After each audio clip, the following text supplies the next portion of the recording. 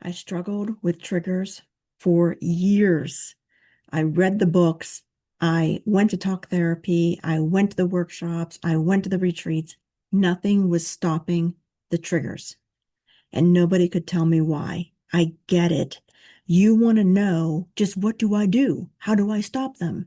How do I fight them? Well, here's the secret. You don't fight them.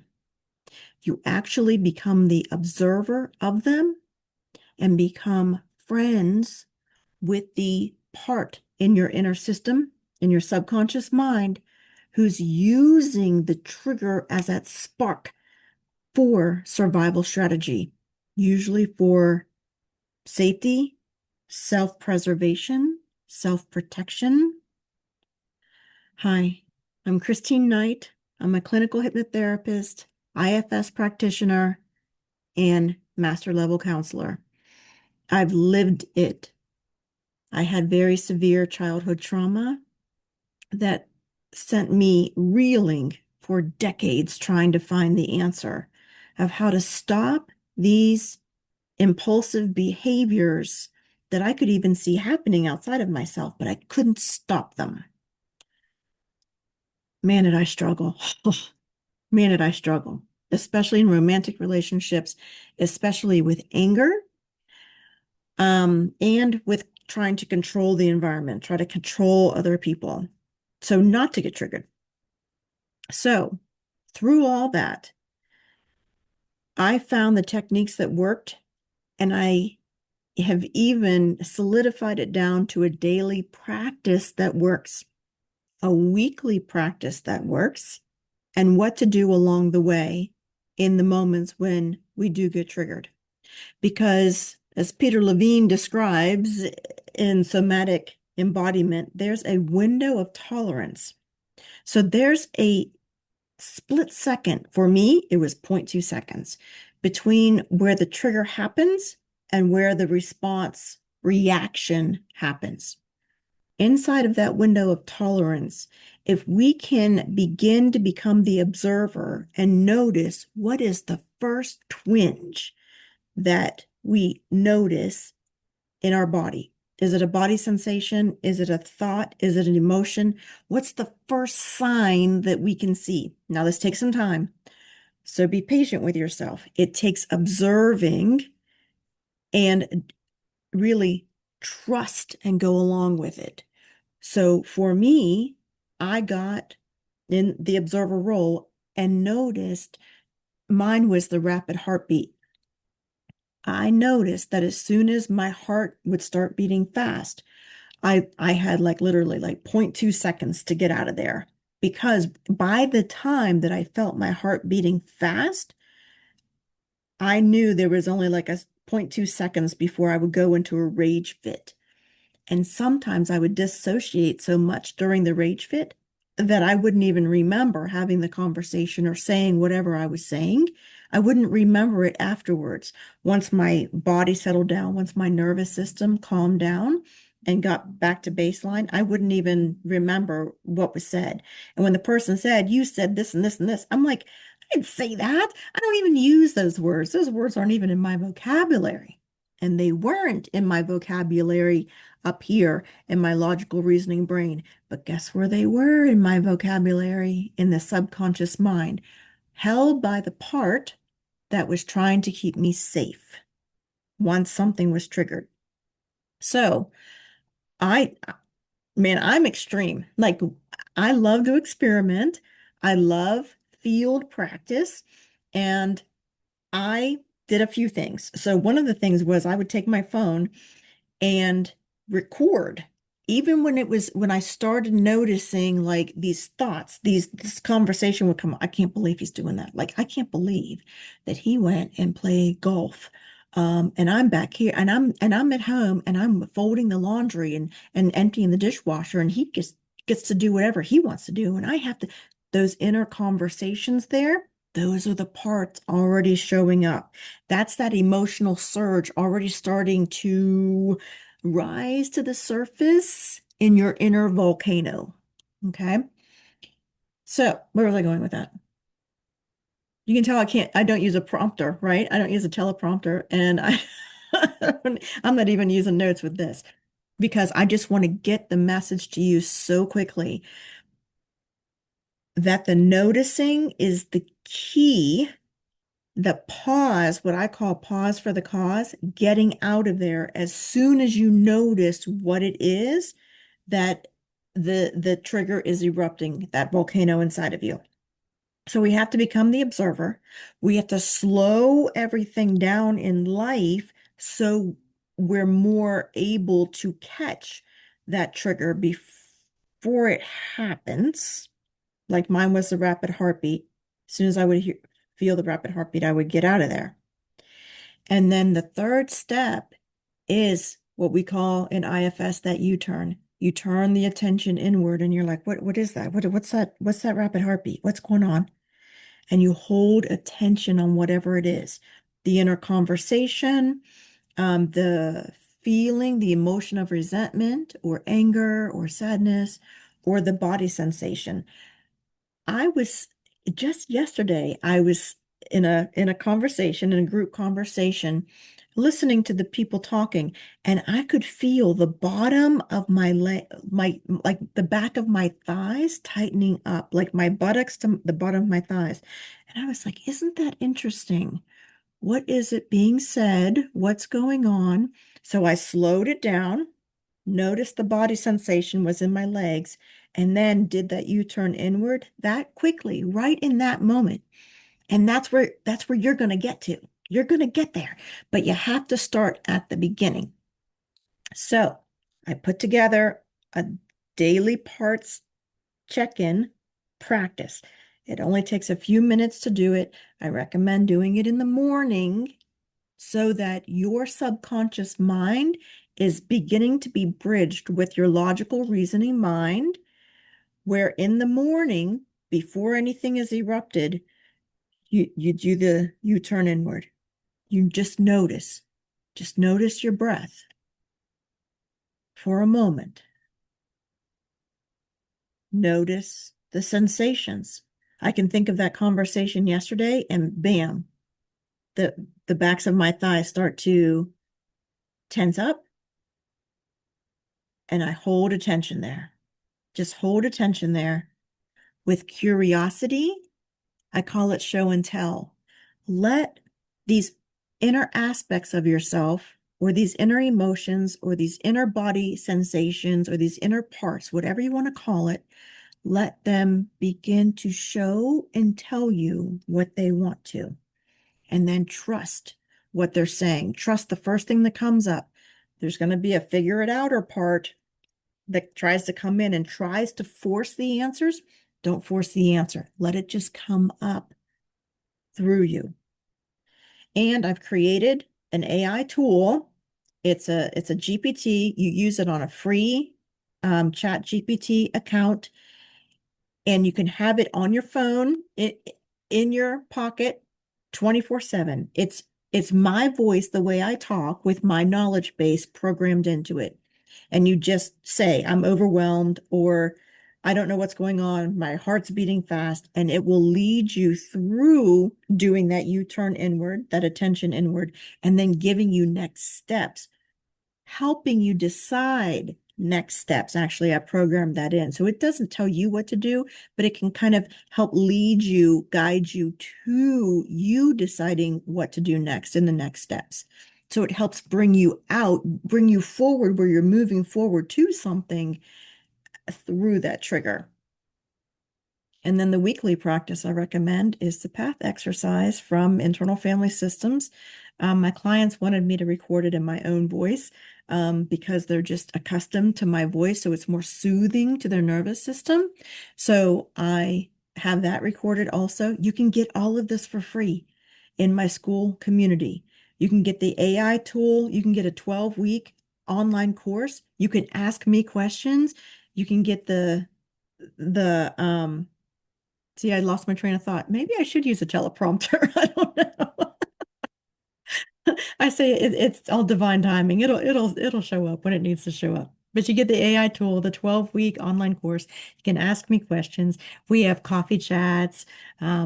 If you you can get all that for free. You can upgrade and get question and answer office hours about the online course, but you have access to me no matter what, even for free, because I want to give this to everybody. I want everybody to have available to them this information with this interactive information. That's why this is different, because you can read a book, ask me questions about it. You can ask for book recommendations. I have members in there. They're like, I'm looking at this book and this book. And I'm like, but you want to do it yourself the whole way, and you are on a very direct path. So you should really start with this book. I can do that in the Skool community. I've been around for a little bit. I've had a lot of practice. I've gone through my own emotional healing journey with clinical hypnotherapy and internal family systems.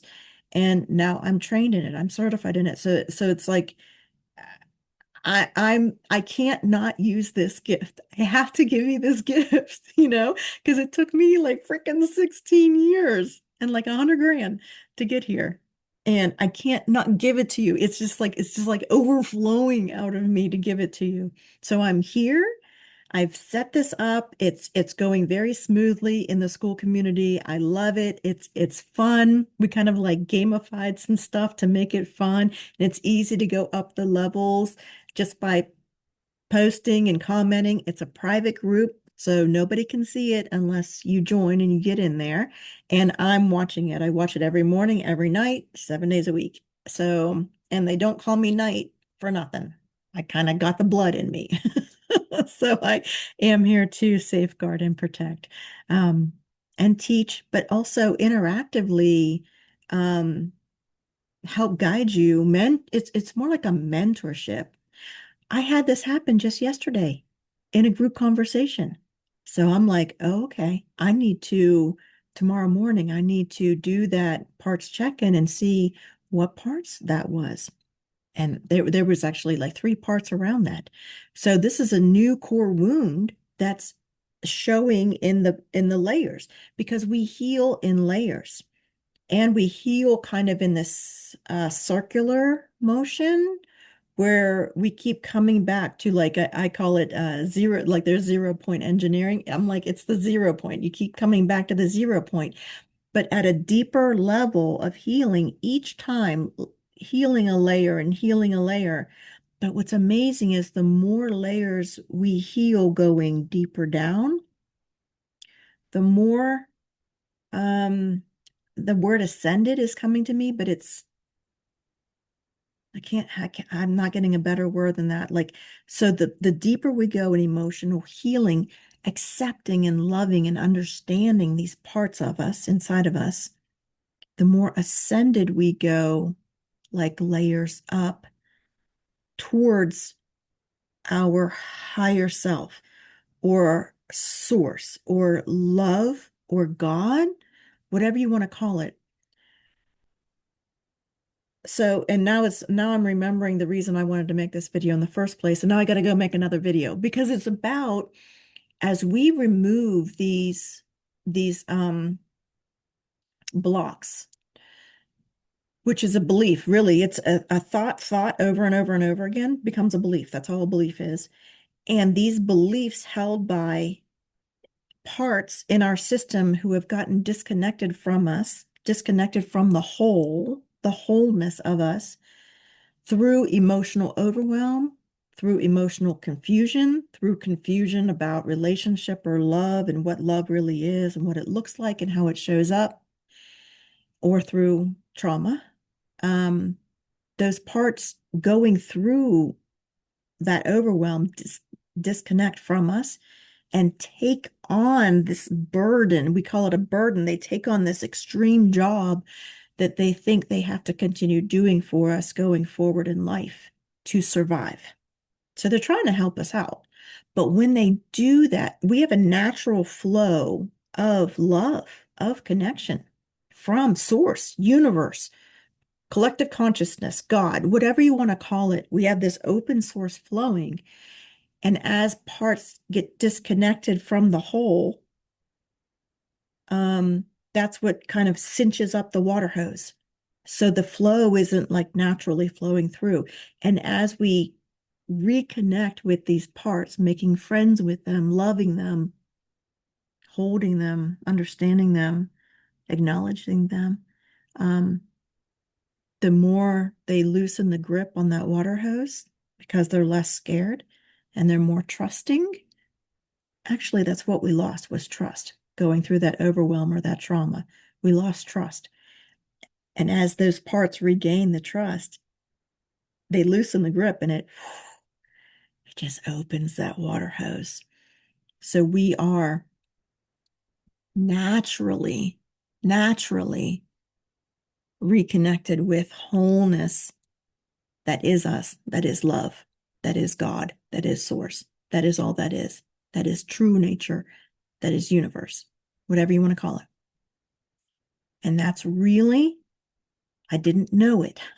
I thought I was just trying to heal my rage. But going through the whole process of healing and healing the core wounds and seeing that transformation, that's what it is. And when we have that natural flow, we have power, we have intuition, we have intuitive guidance, we have oneness. We start to have oneness with nature, oneness with other people, oneness with source. So the things that got all gripped and cut off now become open. And it brings a spaciousness to life. It brings like this liberation to life, this freedom, because nothing can shake us when that divine flow is naturally flowing. And I've had some big things happen of things that I really care deeply about and was attached to. That was a process of healing I had to go through too. And we come again full circle back to that 0 point where it's trust, it's oneness, it's reconnection with love, with source, with trust. And it unfolds in front of me that I'm just like amazed every day. I have amazement. And this was coming from somebody very angry, resentful, cynical, sarcastic, abrasive. But that wasn't the real me. That was just parts of me trying to protect me so I could just get to the next moment in one piece. So my heart just goes out to you. I get it. I get those emotional triggers. I get that seeing yourself and you can't stop yourself. I get that people come back and say, well, you said this and you said that when we were having this debate or this argument. And you're like, I didn't say that. I got a recorder, the tape recorder app on the phone. I started recording myself. That's how I realized they were telling me the truth. I would get a mirror and hold a mirror up in front of my face when I felt angry so I could see I did not even look like the same person when that part like took over and was like driving my bus. I didn't even really look like the same person. My eyes didn't even look the same because that part had fully blended and took over driving the bus and just ran people over. So I get it. I get it. That's why I'm inviting you into the free Skool community where you have access to the AI tool, to me, ask me questions, to other supportive people who are going through the process of learning about the parts, learning about core wounds, doing the emotional healing, doing the work, supporting each other while doing the work. Man, that makes a huge difference. I wish I would have had that when I was going through it, and I didn't. But that's okay, because now I know how much it's needed because I didn't have it going through it. So now I get to give it. I get to give it to you. It's overflowing out of me to give it to you. So click the link. It's in the bio. It's in the description below. Join the free community. Get into the classroom. There's a classroom tab and it's super easy. Start here. Now do this. Now do this. Now you get this. So it's really easy. It makes it fun. We keep it light. We keep humor in there, but also depth. There's some real depth and real authenticity going on in there too. So I invite you in. I will personally welcome you in when I do see you. And I can't wait to see you inside. Um, you got this. You can do this. You can do this. You did not come across this video by accident. You can do this. I'm here to help you, guide you. Other people are in there to support you and encourage you.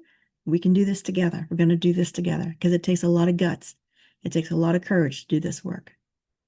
And we're not meant to do it alone. So come on in. See you on the inside. Bye.